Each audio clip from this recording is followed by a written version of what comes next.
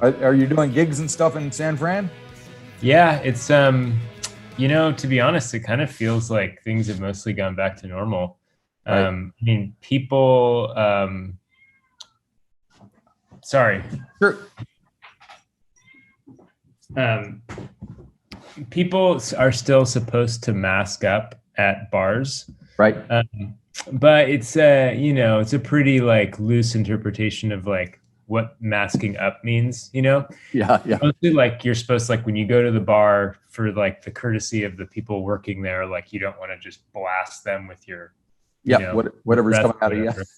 Exactly, yeah. And then a lot of stuff has moved outside, so there's more outdoor events than we've ever had before. Like last night was awesome. There was a outdoor show at this historic bar called Vesuvio, which is near the City Lights bookstore. It's like where all the beat poets used to hang out and all that stuff. Yeah.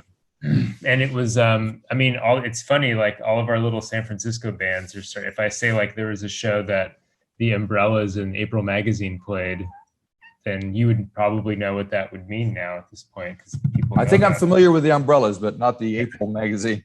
Yeah, they're like a local group. They're kind of like one of the centers of the scene. One of the members from the group runs an art gallery and show space that we've all played at for years at this point, called the Hit Gallery.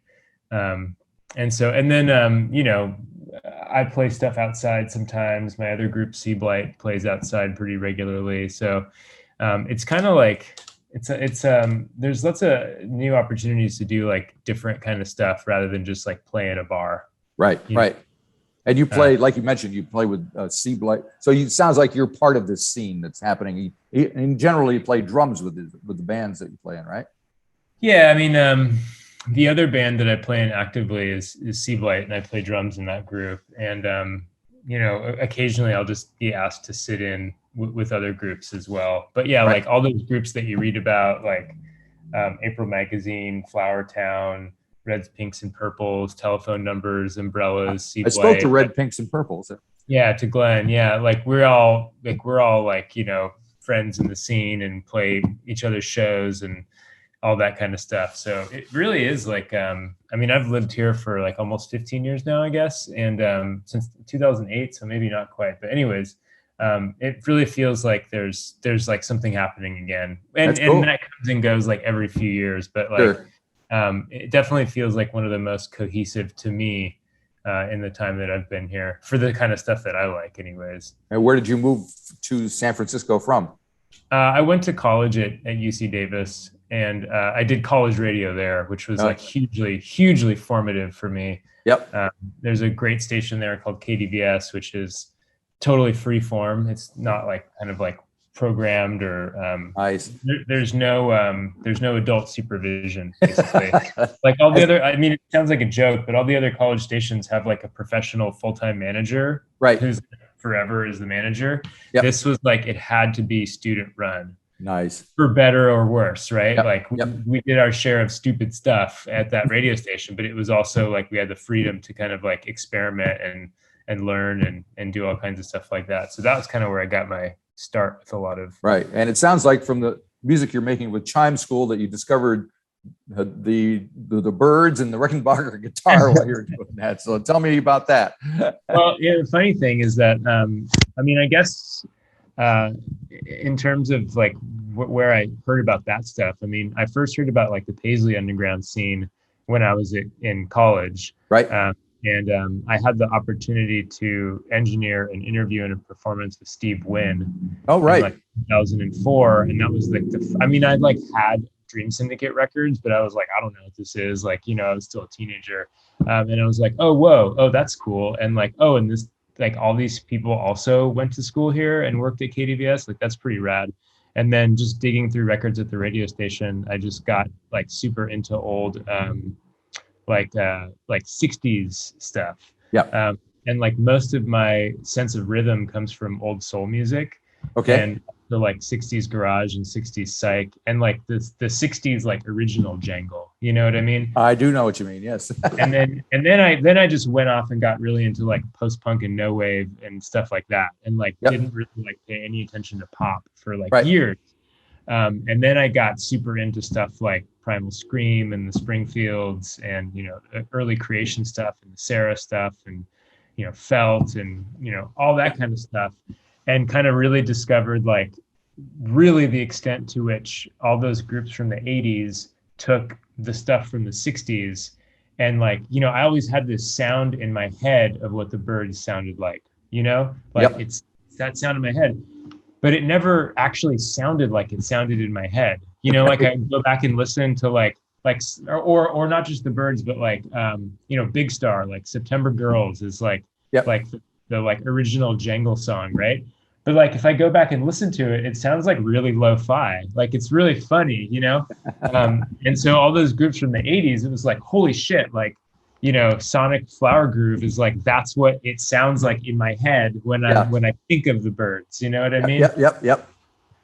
That's great. So I kind of just set out to, because I was so obsessed with that sound. So I just kind of set out to kind of like write songs and do some of that sound basically. And I mean, so that's kind of that's sort of where part of it comes from. And the 12-string guitar felt like, for someone who like wasn't really into like playing like rock and roll guitar, like I didn't want to like shred or like play super fast like solos. It was just like as a songwriting tool, a 12-string guitar is like having a superpower, because like you go like ding ding ding and it sounds like, whoa, cool. So is there anything, I don't know, I'm not a musician by any stretch of the imagination, especially a guitar player. So when you play the 12-string, physically, how different is it than playing a regular 6-string? Well, I think it kind of depends. I mean, a lot of people say that it's harder, which is probably like more of a feature and not a drawback. Okay. Because like, the fact that it's like harder to do stuff on a 12-string guitar means that you will do less on your guitar, which is oftentimes good. You know what I mean? Like just like play one chord and like that's all you need to do. Like it sounds great. Or just play like a really simple melody that kind of is like the intro and like the centerpiece of your song, and like you have a song right there, just throw some words over it and like you can just chime away for 2.5 minutes and then you're good, I'm away. Yes, indeed. I love it. So your album's coming out on the 5th of November. Is that right? It is. Yeah. It's kind of crazy. Yeah. So tell me, did you do all the recording yourself? Do you have a group of musicians you work with making it? How did it come together? It's all me. I thought so. Yeah. It was, I had a group before Chime School became a thing. And that group was called Well Red Seals, and it was me and a couple friends, and I wrote all the songs, and some of the songs were similar, but it was way more like shambolic and kind of like just a little bit looser. And, it kind of just did its thing and fell apart, and I really wanted to just record music. So I started this project, and it was kind of like, it took me about 6 months to sort of like, write more songs that like kind of seemed like it fit the sound that I was going for. Right. And then to figure out like how to execute to get that sound recorded, and there's like a whole version of the entire record that's just a demo, basically. I mean, it's not complete. It doesn't have all the overdubs, but like the skeleton of the song is all there, and it's all using live drums. And I recorded all that on my own, and it just kind of it was tough to do that solo, to start with drums and record everything and then do overdubs. And it also didn't sound the way I wanted things to sound. So I moved on to drum machines and went, I programmed all the drums in a drum machine and transferred those to tape and started recording over that. And then I realized I could get a better sound if I did the drum machine differently and straight to the computer. So I transferred all the tape stuff to the computer and then went from there. And then things really kind of took off when I had a lot of time on my hands, when we were all locked down in 2020. Right. Yeah. I'm hearing that a lot from folks. It's like it actually kind of was a blessing more than a curse for a lot of musicians. Totally. I mean, it was not only like, did I have, there were fewer distractions of all types. I mean, I was I'm fortunate enough that I was still employed, so I still had an income. So I'm really fortunate in that regard, but with very few things to do and just a lot of anxiety and like the trauma of living through that time, especially in this country where we had all the uprisings and we had like, a totally out fascists controlling things. And I mean, there were like armed personnel carriers going down my street. Really? Like, National Guard was going down the street. Man. Like it was crazy. Like cops rounding people up, like just over on Mission Street. Like, just a fucking gnarly time. So yeah, it wasn't just like cool, I can hang out and like work on my music. It was like an escape as well as opportunity. So and it became like kind of a total obsession to just like dive way into this stuff and just like engineer these songs and overdub them and just like do everything and just kind of freak out over it. Right. Well, so the album opens with a song called Want Your Turn. So how long will it take you on average to put a track like that together from start to finish?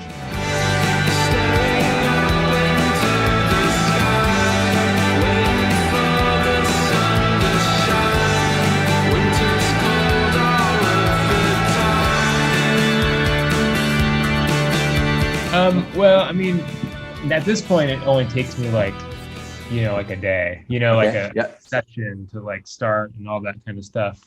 But, that song went through a number of different versions before I got the arrangement to sound the way I wanted. So I worked on that for like maybe like a couple of months before I got everything, like the drums programmed the way I wanted it, all the overdubs, all the right guitar tones, like all that kind of stuff. Now that I've gotten better at it, because I would learn to do this while I was doing it. So now at this point, like the latest recordings I'm working on, I can do most of it within like one day or one session, as long as I've got all the parts and the lyrics done and all that kind of stuff. So, and was there any point in time where you thought, wouldn't it be a lot easier just to get a couple of guys to play along with me, bass and drums, and off we go? Well, is it harder to deal with the other personalities involved?